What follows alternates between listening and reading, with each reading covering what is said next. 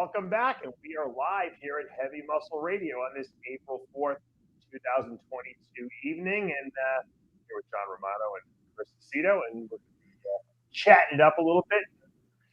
John, I'm always sad that we can't air the pre-show for the actual show, but we'd always wind up pissing off. Well, we would need someone better than Rick Collins for slander and John, your wife's a lawyer. We could hire her for defamation, slander, and right. Then we say you can't handle the truth, and we come on air and we have to talk flowers rather than. That's right. The audio is better on the pregame show too. It probably is. Yeah. I always tell this, Dave. We're not on the air, are we? Did you hear? Someone just called me and told me that we're not on the air, right? God forbid if you ever push the wrong button, Dave. It's like when you years ago when one day the stock market crashed, this was maybe 10 years ago, 1,000 points. They said someone had a heavy finger. This guy mistakenly made this massive trade and it caused the stock market to crash. So I figure if somebody can make the stock market crash with a big finger, Dave, you could make the mistake and turn the audio on live when we don't know what's on. Right. My biggest problem is that I forget to go live when we are supposed to be live. That's a bigger. I always have this fear that I'm gonna I look up at the little thing where it says you're live and it says nothing. I've done that a couple times before where I've recorded a show and I never recorded it. That's the ultimate skill. It's not as bad nowadays as it was back in the day when, John, if you remember, we had that one computer. If God forbid something went wrong with that recording computer, yep, we could do a 3-hour show and we'd have 0, and it happened before. Well, it's happened. We did it. We've done it. I remember in your office room studio that we used to use. We've re-recorded many shows, unfortunately. I hate to admit. No, we lost a whole 3 hours one time. I remember you said, "Oh shit, it's not on." The worst is when you're interviewing someone else and you lose the show. Because it's not only wasting your own time, you just wasted someone else's time too. Yep, exactly. Oh, that's the worst. And try to get them back on and redo it. It's impossible. I got a message on Facebook from Louie Simmons, who we talked about him last week. He just passed away, a powerlifting icon, legend, from his wife. I think it's his wife, Doris Simmons. And she said that I guess what happened with Louie was that because we had reported, because we had heard that Louie checked himself out of the hospital. He was on dialysis and he didn't want to do it anymore and he wanted to just die at home. But the truth is that I guess he was sick enough that he went home on hospice because he wanted to pass it home. But he didn't rebelliously check himself out foolishly and just kill himself right like that. It was that point. He was at that point already. So. I sent my love and prayers and condolences to his wife. I think it was his wife. And I would do that. I'd rather die home than in a hospital. Oh yeah. With dignity, I guess. When there's no hope anymore. I remember when my dad was at that point, and they were like, what do you want us to do? Because he had an infection, it wouldn't go away, and he had pneumonia, and everything was kind of shutting down. And I could have kept him on antibiotics, for IV antibiotics in the hospital. And so, I had to meet with the people, and I'm like, what? I don't know what I should do. They're like, well, what'd your father want? My father's wanted Jack Kevorkian to come visit him for 3 years already. I said, so he'd say, put a bullet in my head. So they said, well, there's your answer. So, there's your answer. Yeah. I can't picture Sal being wanting to be alive for the heck of it. Yeah. My father was like, what's that? Can you get in touch with that Kevorkian guy? I'm like, what are you talking about? This was 5 years probably before he really died. Oh man. He's like, I can't take this anymore. I just want to end it all. Take what? What could he take, Dave? Who knows? Stress. My father was stressed out of it. If he had a doctor's appointment at 9 in the morning, the next day, he would be stressed the whole day before that. He couldn't sleep the night before. He'd take 14 Ambiens. He'd be out of his freaking mind, and he'd have to drink 40 glasses of wine, and he still would sleep 1 hour. He'd go to this appointment, and then he'd come back and he'd sleep the whole day after that. Dave, listen, it sounds like my father was such a warrior that I never remember him other than me going to the bathroom from 6th grade to high school, and I'd have to go by his room, and he'd be up all night long. You get up to go to the bathroom, and he'd be up worrying. About what? Money? Stuff that hasn't happened. Oh, Bad things. Maybe somebody gave him the evil eye. Yeah. When you worry about things that haven't happened, they usually happen. That's the problem. So. Well, you live in paralysis. Yeah, exactly. Yeah. So, what were we gonna say, John? No, it accomplishes nothing. All that worrying nothing. Doesn't change the outcome. All right. So Phil Heath, I guess, had his Phil Heath Classic this past weekend. He was down in Texas. I think he was training with Patrick Moore, who's down in Texas. And I know he met with Dan Solomon the other day. Do you think we're going to see a Phil Heath comeback, Chris? And if we are, how do you think he would do given the current landscape out there? Phil, we will see a comeback. And you will? Yeah, we'll see a comeback for sure, and we'll see him at the Rock show. And I don't rule out Kai Greene coming back for the Rock show. I'm serious. No, the Rock show is going to happen. It is. I heard it's going to happen. When is it supposed to be? I don't know, but can Phil come back? Absolutely. Phil's problem is at that last Olympia is that he didn't have the training under his. He just was like I said over and over, like the JV version. He looked great, but he didn't have the back double that he used to have. He didn't have he didn't have the super round wow factor, and it made him end up looking narrow. And his midsection wasn't bad, and you've seen him on Instagram recently showing it off. Mm-hmm. That's a prelude to what's coming. I would imagine that he's going to come back. I mean, why not? Look how big he is. Sure, why not? Exactly. Off season right there, he's as big as anyone in their off season, and he's just fiddling around. I mean, look at those shoulder rate. He was doing shoulder laterals with what 30s, just. Yeah, but we've seen Kai Greene the same way. Looking good in the gym and in Instagram pictures, does that translate to having a stage physique that's that's because he's not going to place second and third and fourth. He's going to win the Olympia. You know what I mean? Yeah, no, I think he's done with the Olympia. I think I think the only thing left for him is something new. That's the only thing that can motivate him, I would think. I mean, if you've won 7 Olympias and you go back, and you get third, I mean, you don't have anything to prove, but you have something to move on to. And if it was a show that Dave and John and Chris were having, and we had Chrysler as a sponsor, and the prize money was great, it'd pass. But if you have good prize money and real prize money, and The Rock is, the lead guy on the show, it's like one of these things like, why didn't I do it? I was still capable of winning the show, especially if, let's say, Ramy passes on it, right? I mean, who's going to beat him? I mean, what if you go to the show and Nick Walker beats you? I mean, or something like that. Nick Walker ain't beaten. You know what? A primetime Phil, and I think the best of Phil obviously is behind him. But look at the shoulders and arms in that video. They're insane. Who looks like that? Right, but I mean, we always know he's got that. It's the midsection that was the thing that was holding him back. Is it? I know. You know what, Dave? I'll tell you this. Yes and no. No, it's not going to get better. But the midsection, he was next to Roden, so of course it's going to look like a disaster. Everyone's is going to look like a disaster. It's like the best midsection in the last 10 years in bodybuilding. And so that comes into play. And if he's next to other people, I don't think it's going to be. What if he's next to Bonac? You know what I mean? You're not going to notice it as much because William, as great as he is, he's got like a straight up and down on the front, double front last spread type. You know what I mean? He doesn't have a crazy V taper. I guess it depends on who shows up. The problem with Phil is he's not the biggest guy, so he has to win it on his wow factor, and if his wow is not perfectly wow. Dave, you summed that up perfectly. He has more wow factor than anyone in the last 12 years, but he has to have the wow factor.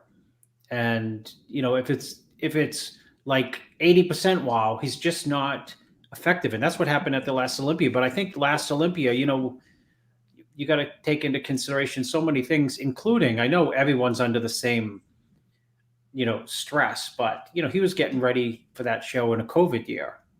Right. I mean, COVID affected everyone mentally, it affected people financially, getting ready for a show and, if he can come back and he can look very close to his best, given his best, obviously in the last couple of Olympics he did. I mean, it would be exciting, right? Because you get another star in the lineup. Just like, we want to see Kai Greene. We don't know if Kai Greene can actually beat all these guys, but we want to see him up there on that stage, right? Just because the nostalgia of it almost. Remember when Sergio Oliva made the comeback in '84 at the Olympia? Yes. He did. I think he took 10th or something like that, and he didn't have the best physique up there. But it was great to just see him up there posing right in that lineup. It was awesome. Yeah, didn't matter, right? It's because it depends if you're a bodybuilding fan or not. That's who watches these shows? Bodybuilding fans. No one else watches these shows. Well, you're making me watch it, and I'm. No, you know what I'm saying? It's not like you're going to appeal to public. Public doesn't give a shit about bodybuilding. It's all for the fans, right? Sure, and for and the industry too, But we want to see. It was always us who said, "God, they're giving it to him again. Why? 6, 5, 7, 8." But that happens to any Mr. Olympia after. Even Jay, no one wanted to see him win. Yeah, exactly. So we always wish give it to somebody else one year, so that you got some excitement. He's the champ's going to come back and get his title back, and another challenger comes out of nowhere, and then man, this is exciting. Instead of 7, 8, it's like enough already, Well, when Roden beat him, that was exciting because then we wanted to see the rematch the following year, and then of course Roden has his problem, and and Phil has his problem, and so it was like an off year. Chris calls it the asterisk year. 19. You're right. 19 was the asterisk. People who run the Olympic get pissed, but it was. There was no one there. No, what? And we got a lot of flack for calling it the asterisk Olympia. And look at what the next year Ramy came in, and it was an un-asterisk Olympia, and the results spoke for themselves. Yep. But that's been the history of bodybuilding, hasn't it? There's always been a couple of years where there was like a lull almost, and I don't want to call Chris Dickerson a lull because he was a good bodybuilder, but he wasn't like the typical Mr. Olympia that you saw winning in the past, the mass monsters. When Haney came back, then that was the heyday was returned. We really got lucky because Haney handed off to Dorian, and then Dorian handed off to Ronnie. So we were so spoiled by yes. Freaks, that after and then Jay took it, and then he lost it to Dexter that year. That was the off year, essentially. Right. Dexter stepped in and won the Mr. Olympia, and that was exciting. Won it. And that was exciting when that happened. Yeah. And we knew Jay was going to come back and win it back, and Dexter got his, and that was all good for everybody, Right. It's a crazy exciting show no matter what. Ramy won 2 years in a row after chasing it for 8 or whatever 7. Right. So but to go back to that, it is funny though. Like Ramy won the first year and it was like exciting and like people were going crazy, and the second year he was probably off.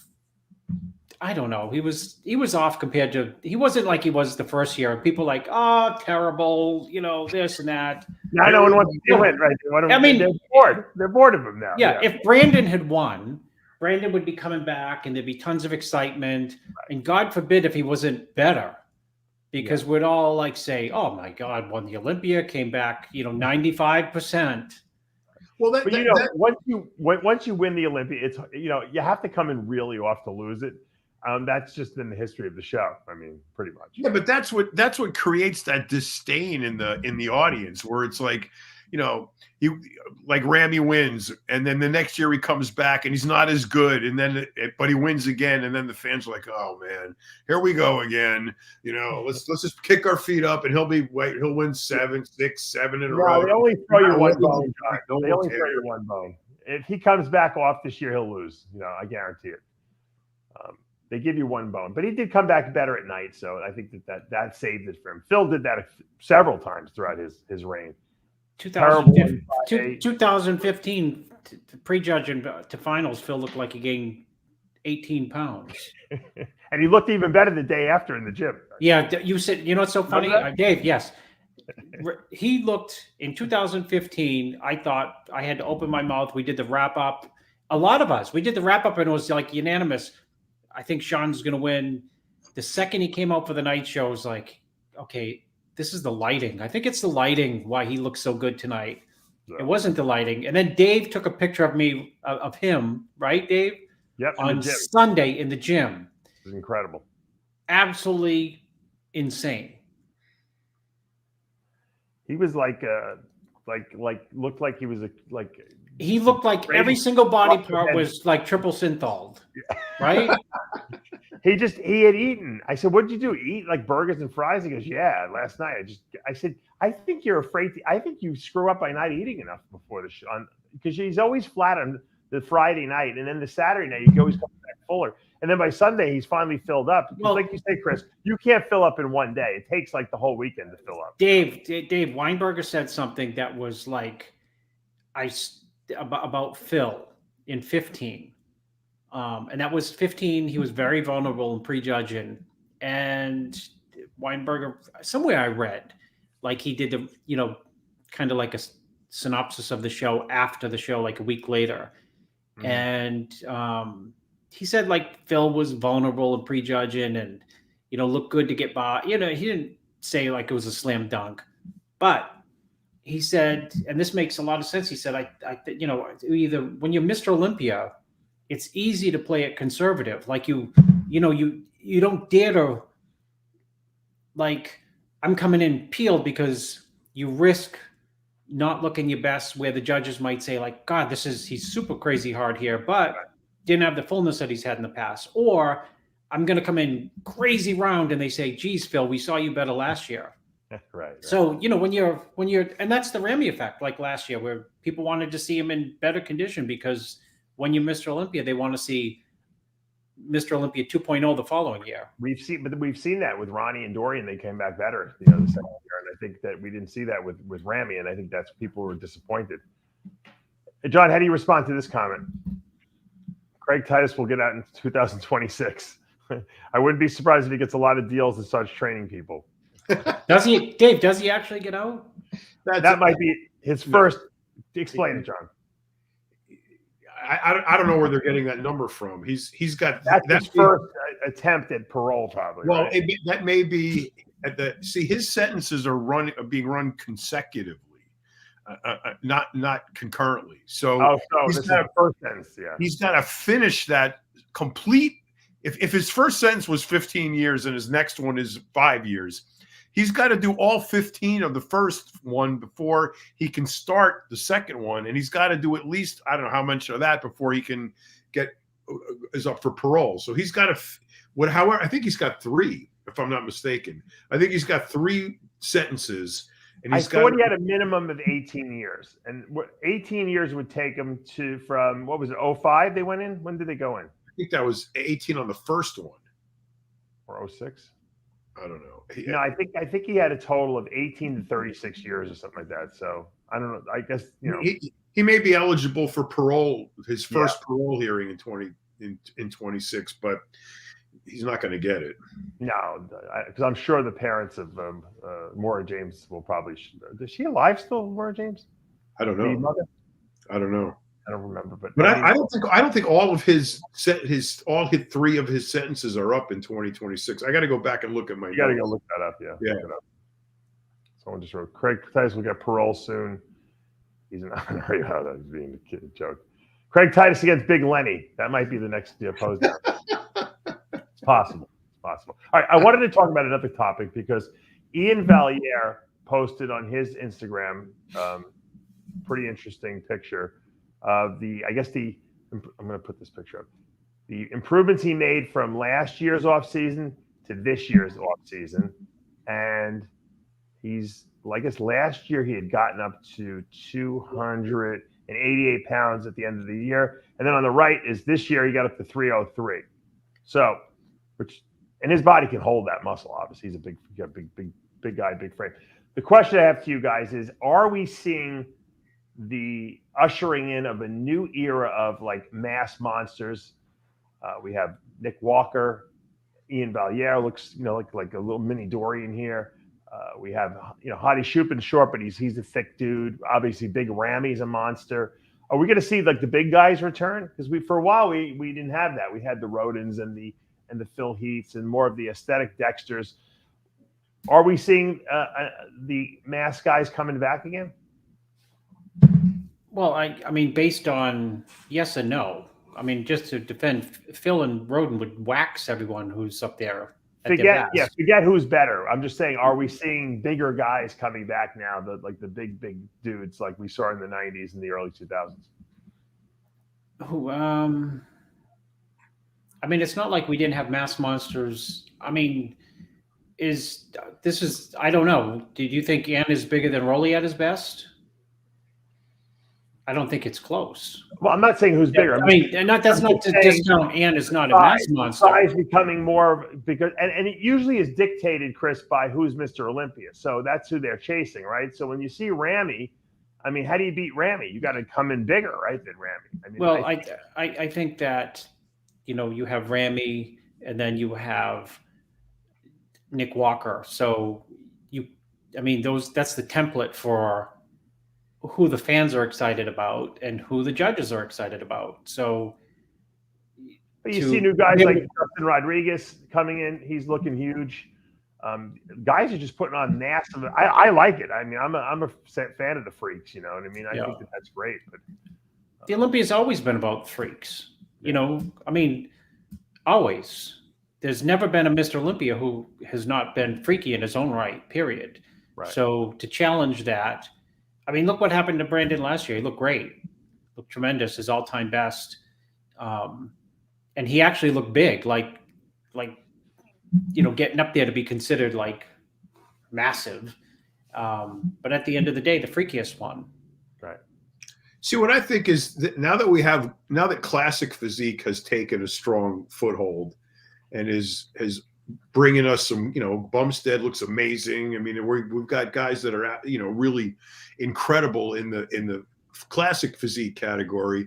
And now that you don't really have to worry about, in the Olympia, the Open, these guys don't have to worry about, classic lines and this, that, that they were trying to corral these guys at one point, and trying to focus on aesthetics over mass. But now they've got a division that's focused, nothing's totally on aesthetics. I think that gives the mass monsters, the freaks, the green light to go ahead and, now let's get as big as we possibly can. Nobody cares about aesthetics and lines anymore. They have another division for that. We can just go ahead and chase mass to the end of whatever we can do. I mean, look at those legs of Nick Walker. I mean, I love huge freaky legs. And we don't. Hasn't been that many guys recently that had those crazy legs like we've seen back in the 90s and the early 2000s. Walker has.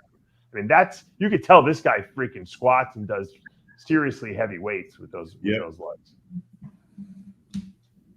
I'm telling you, I think we're going to see. I think that Ramy, even though Ramy may not go down as the greatest Mr. Olympia of all time, I think Ramy will go down as the guy who brought back mass again.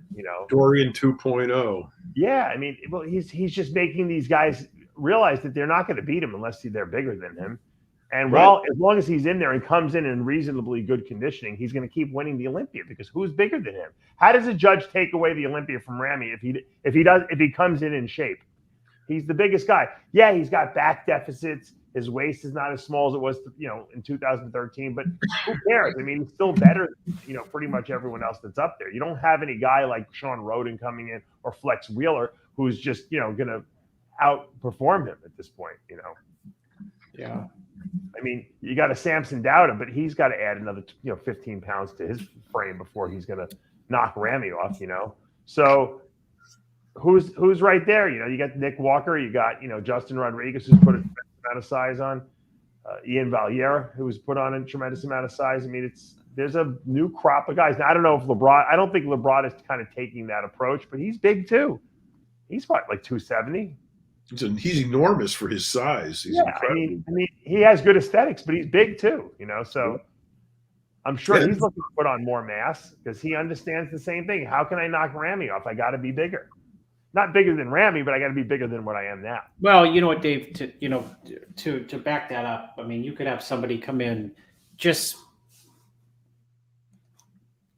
tremendous condition, with good size and they would not get looked at. And I don't mean that's a negative from the judges, but somebody could come in,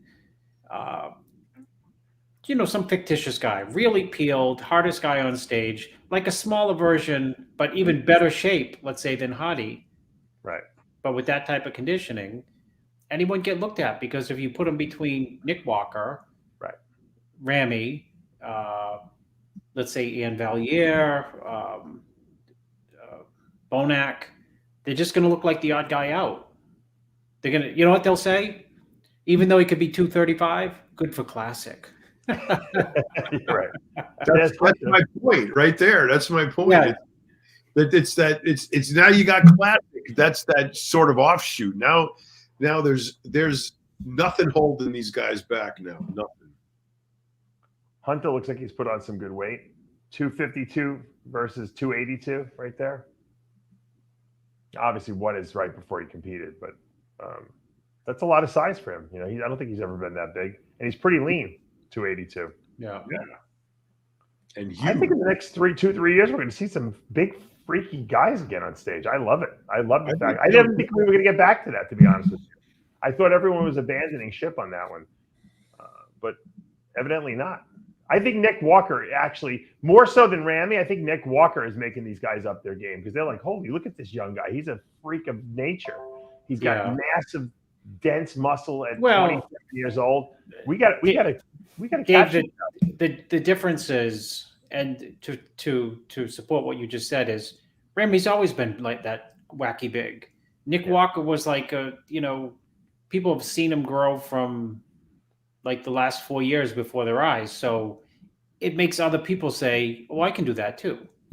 I mean, other good pros, right. Either I can do it or I have to do it. Right. That's good though. That finally someone's, lighting a fire on the other people's asses. And that's what it was in the 90s. It wasn't, I don't think that it was that the guys genetically were better. I think it was that there was more people. Everyone was chasing Dorian. People were like, we got to train harder than this guy. That's the only way to beat this guy. We got to be bigger. We got to be freaky. I think for a while in the Phil Heath era, Phil was never the biggest guy. He was, cartoonish, but he never really talked about, you never saw him pushing super crazy heavy weights. So everyone was kind of doing the same, just take the drugs, do the workouts, and kind of coasting. No one was, you didn't even hear people talking about training. Guys were talking, Hadi was talking about his FST7 pump workouts, but there was no, talk about, let's see how many, aside from maybe Akeem Williams and Dallas McCarver, who were lifting ridiculously heavy weights, you didn't hear from it. Now it's everyone is in the gym pushing their, balls to the wall. I got to add mass. I got to put size on. Not 5 pounds every year. We got to put 10, 15 pounds on every year, which is what you should be doing when you're in, in your 20s and early 30s. That's the years to grow. Once you hit a certain age, you're not putting on 15, 20 pounds anymore, Yeah. Unless you're a freak. Yeah. The only people we've ever seen John do that would be like Kai Greene, who was natural till he was like 30, right? Ronnie did it. And Ronnie, who was natural till, his late, probably 20s and 30s. So they all late starters, but it was just because, but they were genetic freaks already, Right. So. What was it, 2006? What year did they, 4 or 6? He came back 37 pounds heavier. Remember that? We saw him in the Mandalay Bay walking with Alti, and we got like, oh shit! he was wearing that black leather suit. Remember? I'll never forget that. He was so enormous. People don't understand, and I'm sure they don't believe it, but I can guarantee it that Ronnie was natural for when he turned pro.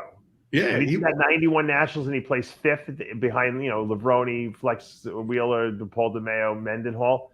He was 100% natural, and he looked and he was as big as these guys. He may even have the level of crazy conditioning, but he was unbelievable at that show. And then he went on and he won the World Amateur Championships natural. There was no one in that show that was natural, and he won the overall, and he got a pro card, and he competed naturally as a pro for a couple of years. So yeah, he did. That tells you the level of genetics that this guy had, the advantage he had over everyone else. And he was like wondering, why couldn't he beat these guys? He didn't even realize what they were doing. No, his cycle, Chris, probably the first couple of years when he was cycling was probably like 400 milligrams of testosterone a week. He probably didn't even know what growth hormone was.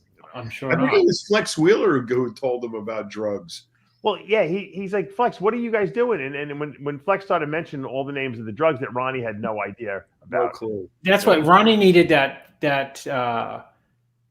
app that your friend wanted to. Right, exactly. He needed to Way inside joke. More slander. We can't say anything about I'll it. tell you It's good. You have to fill. The thing that people don't remember is there was no internet too. It's not like you could be like an online guru back then because there was no place to find any information. There was Dan Duchesne's books. That's it, and probably Mario Di Pasquale. Probably most guys didn't even understand the stuff that they were writing. You know what I mean? No. So Right.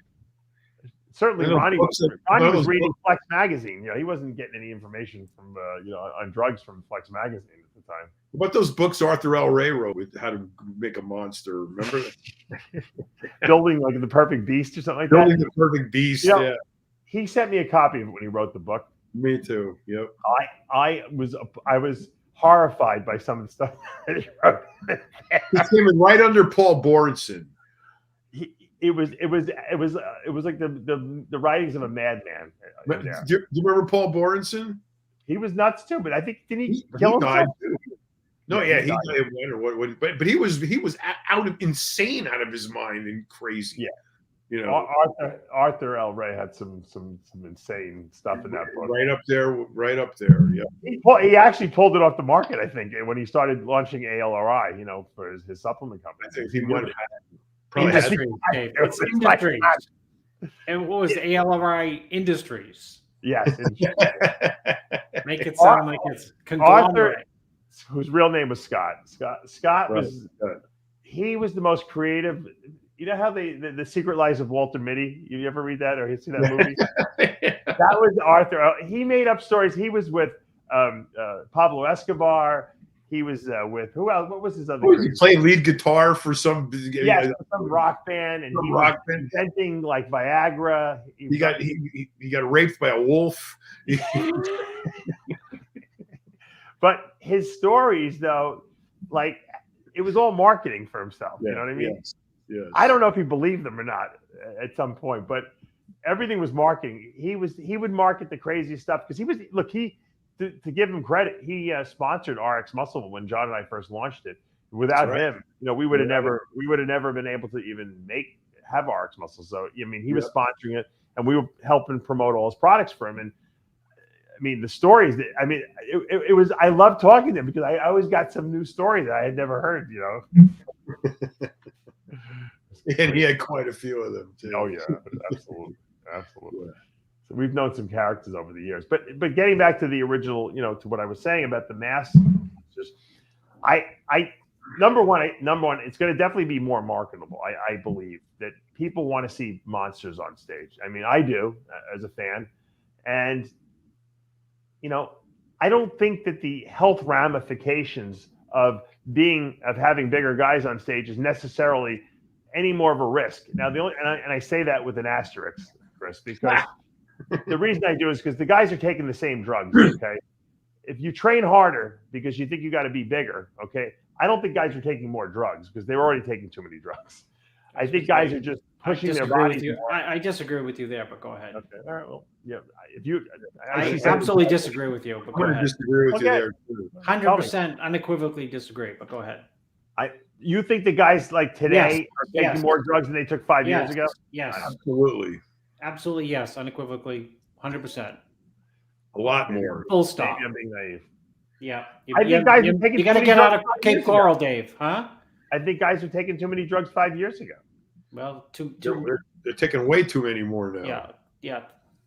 Way too many more. That's not why guys are getting bigger. Okay, they're getting bigger. It may not be, but as Bob Gruskin would say, up the dose. Yeah, when guys trained, guys trained hard before. It's this.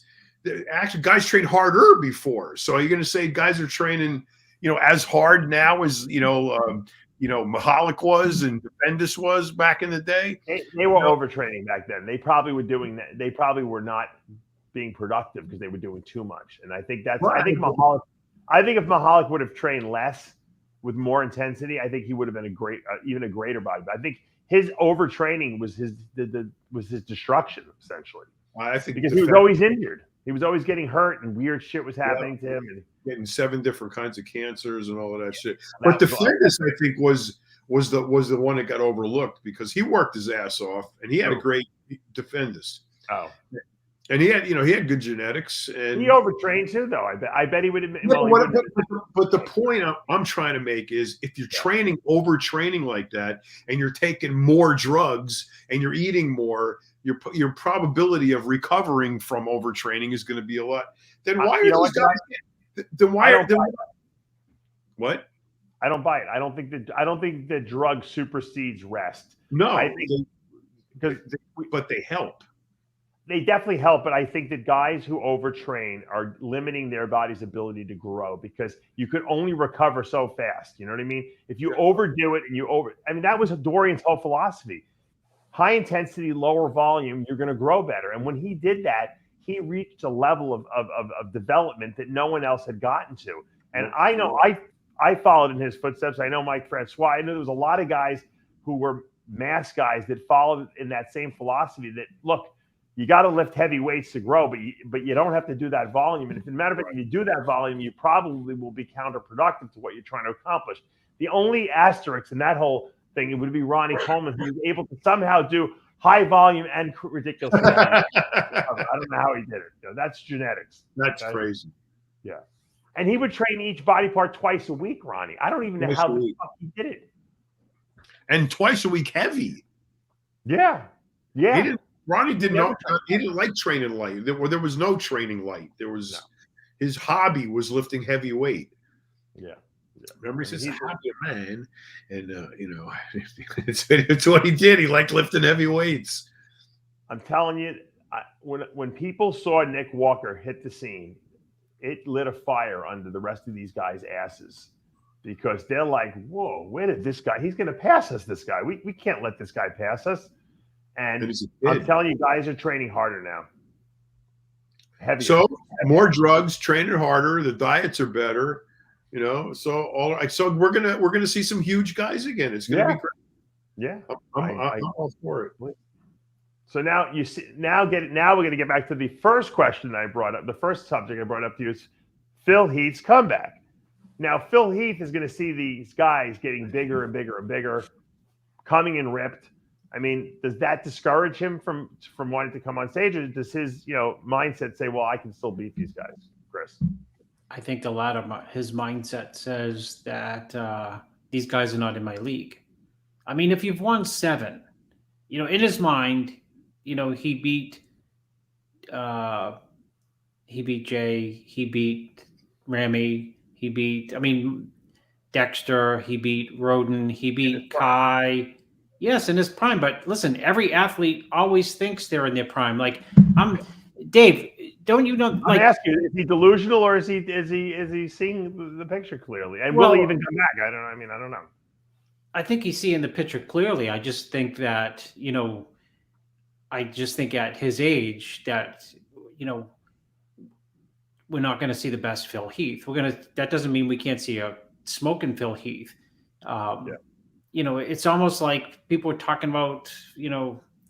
Everyone who gets up there and been training a long time and has competed a long time, there gets a point where your physique just changes. Right. Phil's talked about, distension in his stomach because of a hernia. Well, as you get older, the fact is his waist is a little wider, right, which impedes his V taper, which kind of affects negatively his front double and front lat spread. Yep. It's funny you bring up something about the midsection. I wanted to comment on that. Someone had asked me, someone I knew when he was a teenager had asked me, he's like, my stomach, it's kind of like, I'm flat, but it like kind of sticks out. Like, I remember seeing like my grandfather, with his shirt off when I, go up and visit him. And, old men have this belly, right? Even if they're not fat, it just hangs out. What happens is that the fascia that holds the musculature of your stomach of your midsection stretches out, just like the skin as we get older, our skin gets looser. And I think when you're bodybuilding and you're putting on an enormous amount of mass on your, especially the guys that are really big, especially in the midsection, and you're eating a ridiculous amount of food, which is stretching all that out. I think what happens is that fascia gets so overstretched, almost like a pregnant woman. You know, sometimes the pregnant women, they split, the linea alba gets split a little bit. That I think that's causing a lot of the distension, the bubble bellies, as people would say, or the bubble guts. More so that I don't think any organs are growing. I don't think that's the reason. I think what happens is there's a lot of mass there. The fascia gets stretched. That's why you don't really see it on young guys. You see it on the guys that hit their 30s and 40s. That's when it starts. Dexter really didn't have a bubble gut when he first was on the scene. It came later. I didn't have a distended abdomen when I first started, but I was eating so much food and gained so much weight. I think I stretched out that fascia. And now when that happens, you can still pull your abdomen, because Kai Greene can pull his abdomen in, but you have to have such perfect abdominal control on stage and be aware of it all the time, because it's not doing it for you. You have to physically hold it in at this point.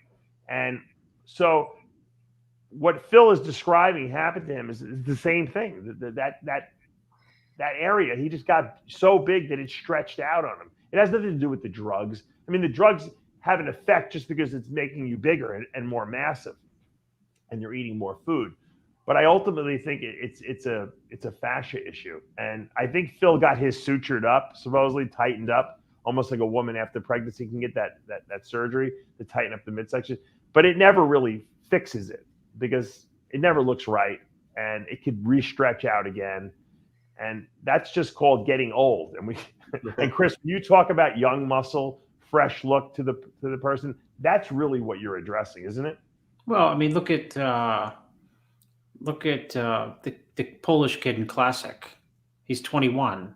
Mm-hmm. You know, people say, you know, what's so good about him besides his shape? I said, well, if you see him in person, it's young muscle. It's like dense, it's hard, it's separated, it's like non-water retentive. You know, I mean, you can say a lot about different classic people, but you know, skin is perfect too, right? Yeah, youngness, you know, it counts, you know. Youth looks good on anybody. Yeah, there you go. There you go, John. It's like a 20-year-old girl versus a 37. Exactly. And that's why Nick Walker has such a good look to him, because everything is just tight and compact, and his skin is good. And you know what? As he ages, he's gonna succumb to the same things that we all have succumbed to. But for now, he's in his early 20s, his mid 20s, whatever.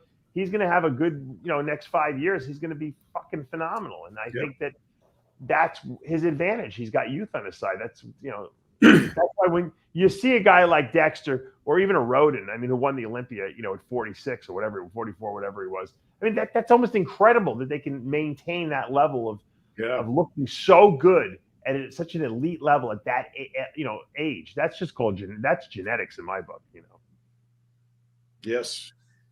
And Rodin put a lot of size on him. Remember, he went through that period where he was kind of on the smaller side, and then what did he gain, like 20 pounds one year, Chris? Yeah, well, I mean, Dave, you probably, because you say so much stuff, you forget 90% of what you say. When he won the Tampa, you were there with me. You said if he gains 20 pounds, he can win the Olympia. The second he came out, you said if Rodin gains 20 pounds, like, God, 20 pounds. He just gained 10, And he did, right? Yeah, I mean, it took him a while, but yeah, he did. When we had him on the back wall of our studio, he wasn't winning anything. Yeah, he was kind of like a classic guy. He won the North American probably as a light heavyweight, didn't he, or something like that? Yeah, or is it? He won it natural. Yeah, there you go. There's another genetic freak. That's right. No one believed he was natural, probably, but he was. No, they don't. Because he competed in the natural organizations for a lot of years before he came to the NPC. Like Kai did. Yep. When you got a guy like that and you put them on juice after, having been natural for, your first 30 years of your life, it's like their bodies just explode. Yep. We know Bill Phillips used to say it all the time, steroids work best on well-trained muscle. Mm-hmm. The people who start taking steroids, the day they start going to the gym, they never they always burn out real quickly. That's why when people say, oh, have you seen so-and-so, he's gigantic. I'm like, well, he's going nowhere. And someone might say, what are you talking about? I said, well, he's been on juice since the day he started. So they can't, it's like having, you know what I mean? It's like an interest rate on, your home that's on Well, like he was like a guy like Trey Brewer. going to go right? up. He showed up. We thought he was going to be the new phenom and saying huge young guy, and then what happened to him? Remember the guy from your area, Chris, Matt McLaughlin? Yeah. He was like He was an best amazing team guy, right? best conditioned 19-year-old. Freak. Yeah.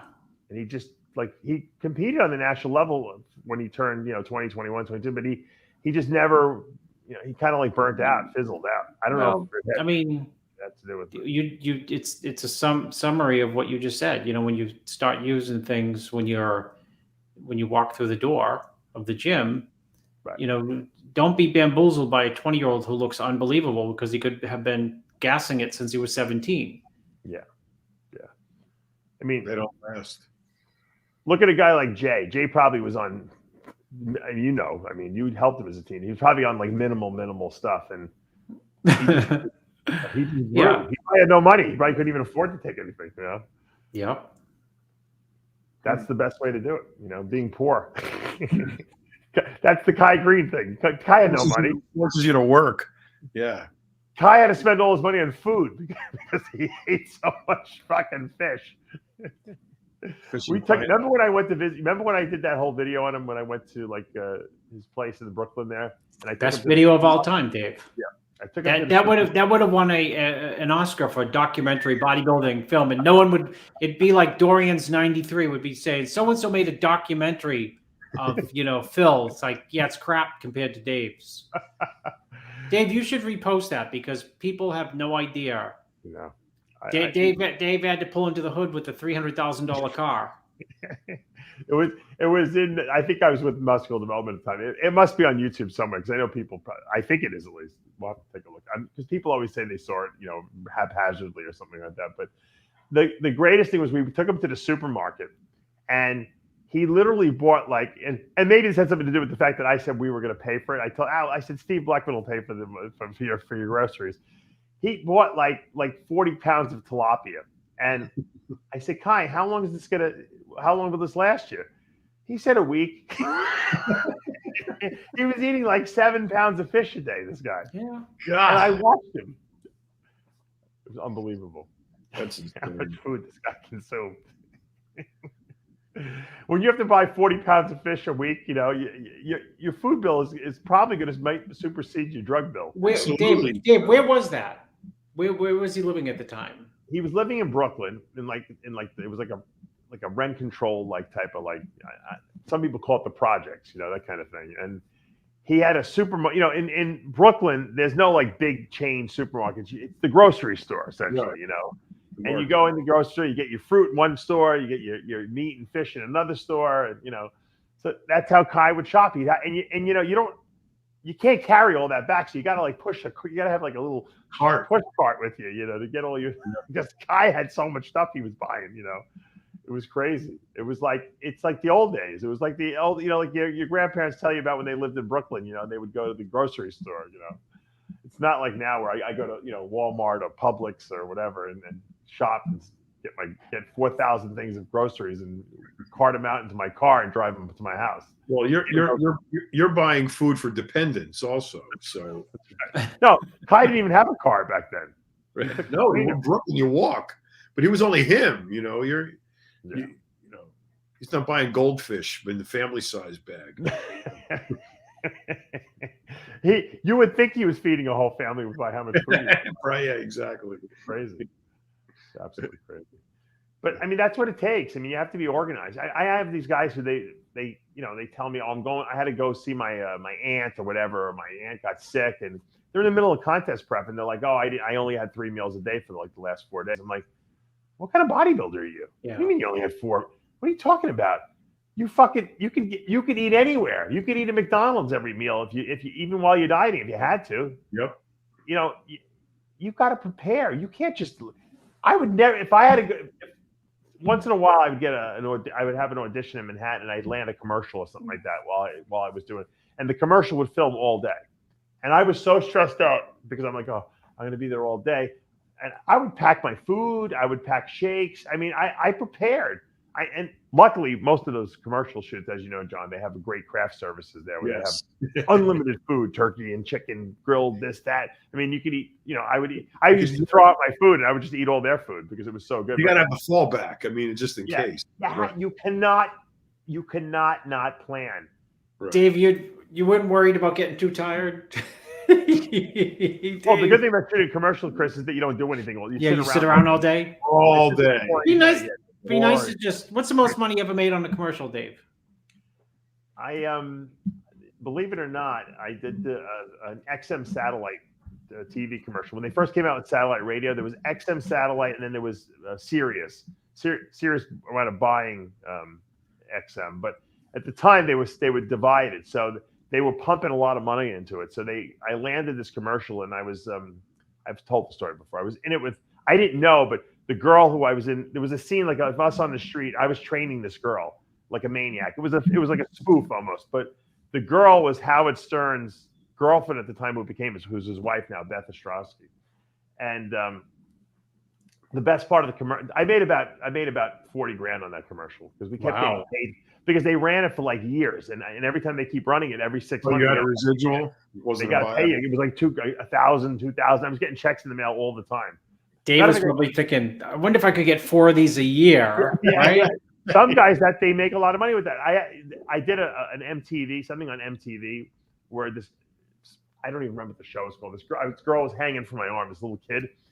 I still get paid on that thing, Chris. It's like I get like 30 cents, like every once a year I get a check, a residual check, and they're still airing it. This is from like 20 years ago. It cost them 55 cents to send it. 30 cents.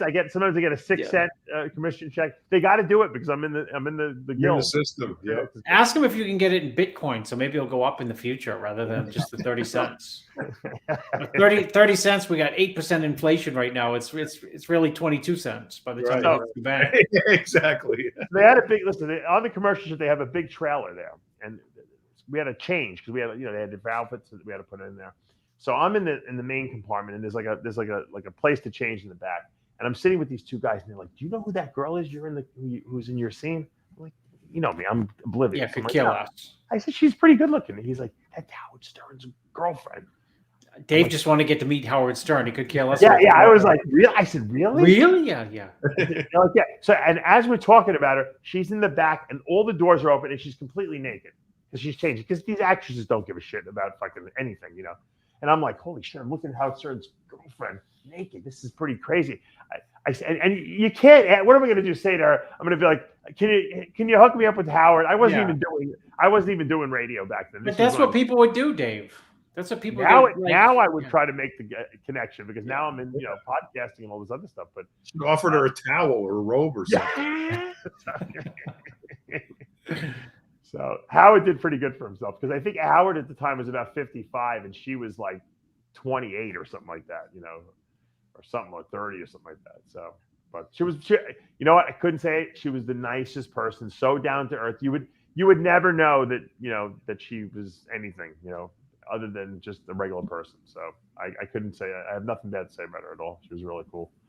I could see why Howard liked her because she's one of these people that just liked you for who you are type of thing. She wasn't like very superficial and she wasn't snooty or anything like that. And so that was I actually did a CarQuest auto parts commercial during one of the bowl games. And I was a dummy. I didn't really have a choice. It was a buyout commercial. So they paid me like $3,000 up front, but they got to use it as much as they want. It was a non-union commercial because I wasn't in the Screen Actors Guild at the time. And they ran that commercial for 5 years. It was on all the time. It was me dressed as a football player. And you would have cleaned up on that one. Yeah, no, I would have because I was a main speaking role in that commercial. But it was fun because to get yourself to see yourself on TV, it's like every once in a while I'd be in a restaurant and I'd see the commercial up there and I'd be like, oh, there I am. People would be like, that's you. That was my the glory years, as I call them. Yes. But anyway, it just getting back to the original, I guess, theme of the show. I think that at the very root, doesn't everyone go into bodybuilding, John, to be huge? Does anyone really go in there to be aesthetic? I think everyone in their back of their mind wants to be a crazy, freaky muscular guy, don't you? Well, Just some people don't have the genetics for it. You know? Well, pre and post internet. Okay, so Yeah. so before the internet, everybody worked out to get big. Now that there's the internet and social media, now people work out for all kinds of reasons. for likes, yeah, they work out for likes. David, yeah, training is like boating, Dave. Right? The minute you get a boat, you want a what boat? Bigger boat. Bigger boat. Absolutely. It's just every single boat owner, the second they feel content with that boat, could be one summer, they're looking at their neighbors and want a bigger boat. Yep. It's true. You want to be bigger. Everyone wants to be bigger. Bigger is better. And there's And not, all yeah, the bigger guys- is better. And all the guys that say, I just want to keep my shape. Oh, and structure," bullshit. those guys who just can't get big, that's all. Yeah, I was just going to say that, Dave. They're having a hard time getting big. I It's like, remember Jay did an interview once, and I think someone had asked him about, all these, the guys that are 300 pounds out there. And he's like, and even he said, no, I don't want to be 300 pounds because, it's more important to keep my shape and structure. And he became until he was young then. Then he got to 300 pounds, yeah. So, It's like that saying, money can't buy happiness. It was obviously coined by someone who was broke. who had no money. You're right, John. You're absolutely right. John, I was watching a cartoon the other day, but you would know it too. Shit. It was one of these cartoons, Dave, I guarantee your kids have seen. What's the one where the little characters from the New York Zoo get lost?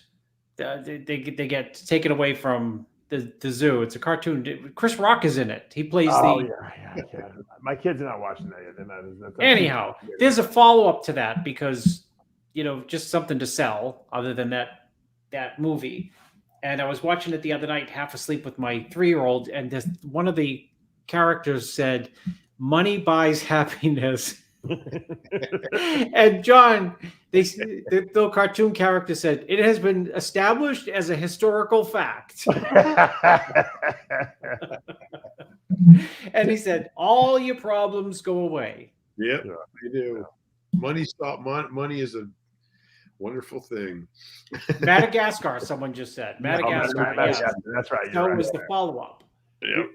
Oh, I love this. This guy says, Chris Ellen Aceto, have you ever bought anything on Wayfair? Wayfair. Hold on. I got a ton of receipts from Wayfair. Do you? Hold on. Wayfair is great. My whole house has been furnished with Wayfair. Yeah, we have a lot of stuff from Wayfair. I got to see Amazon's not too bad either with furniture. No, but you get a lot of huge cardboard boxes you got to deal with. Yes, you do. Yes, like the couch What do you came in a cardboard box. Wayfair. Let's see what you got. I got on the way Gibson Takista 16-piece dinnerware set for 4. I've got 2 of those for $168.59. That's funny. I got order number 114-589-1309. I got coming sheets, gray queens. Then I have another one, king sheets coming, Wayfair. Stainless steel, aluminum clad fry pan set with 8-inch and 9.5 pans, $35.87. 12 sets of bath towels for $24.99. Wow. So That's you're really, is 300. that you shopping or is that your wife shopping? That's me, Wayfair. Wow. They know you. These viewers know you very well, Chris. Evidently. Yep. Let's see. Avro Spot Shield Brush Nickel 1 handle bathtub and shower faucet and valve, $289. Wayfair. That's just week, Dave. By the way, I wanted before we wrap up the show. I was thinking about it in the back of my head. Ellen helped me make those purchases, by the way. I was thinking about Arnie List in the back of my head because Arnie List had told me, I had interviewed him like in the last year or something like that. And he had told me this whole story about how Will Smith, his son, was dating Arnie's daughter. And that he had met with Will Smith a few times, I guess. They knew each other because the son and the daughter were dating during, I guess, high school. And I believe, according to Arnie, that Will Smith actually helped pay for Arnie's daughter's college, believe it or not. Wow. So I wanted Arnie's take on the whole, I want John's take, but go ahead. What was Arnie's take? Arnie said that he's going to come on the TV show and talk about it, but he said that he thinks that that Chris Rock and Will Smith are like almost like family-ish. They're like friends, and that but go ahead. Yeah, and then I guess you know how like when families argue and you know they'll fight, you know they'll smack each other or they'll curse each other out, but then they'll be friends again after that. But I don't know if that's the truth or not. I mean, what do you think, John? Well, let me interject because this idiot Freddie Erickson says Chris has a test level of a 5-year-old girl. It was 5, and then I started using Testralize, and it's now I had it tested. Dave, I have a test level of a 5-year-old boy. So the guy's an idiot. Well, at least you become a boy rather than the girl. No, that's better than. Yes. I don't want you to have to switch over. I don't want you calling me up and saying, Dave, I'm becoming a woman. The pronouns we'd have to start changing. Right. Oh God, John, don't get me going. People email me all the time with in stuff outside of bodybuilding with his, hers, theirs, thems. There's other ones that are really weird too, So I want to hear John's take on the slap heard around the world. The slap was fake. Anybody think that was real really doesn't watch much TV. I thought it was real, but I shop at Wayfair, dude. They're doing sanctions against Will Smith. Why they're doing sanctions against Putin? Yeah.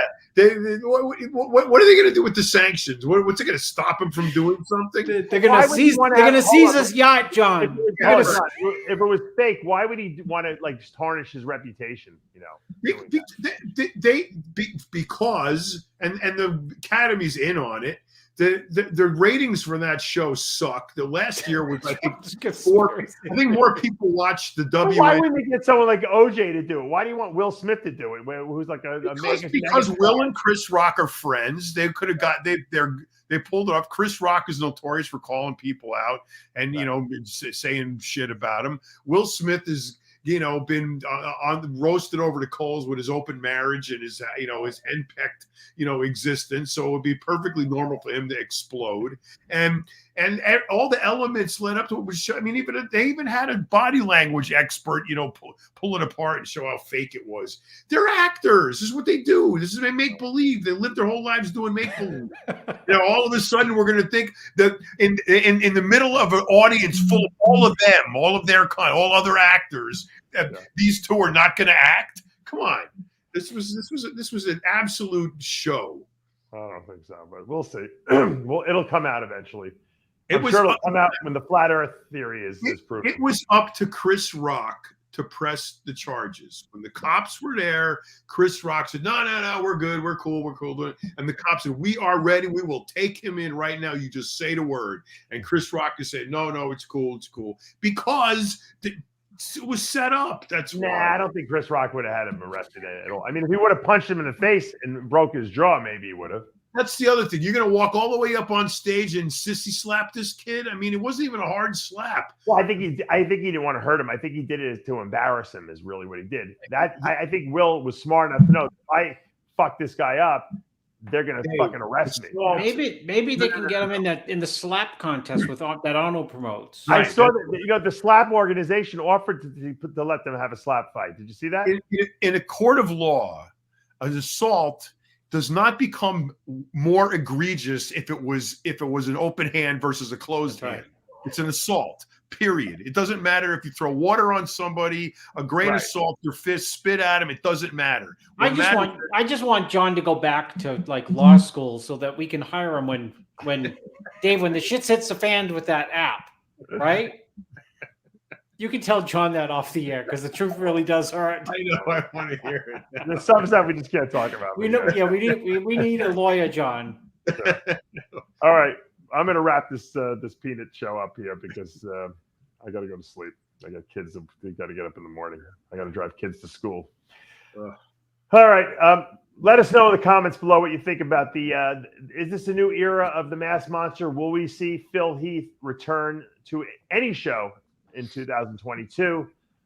Let us know what you think in the comments below. And if you haven't subscribed, make sure you hit that subscribe button. Show us the love.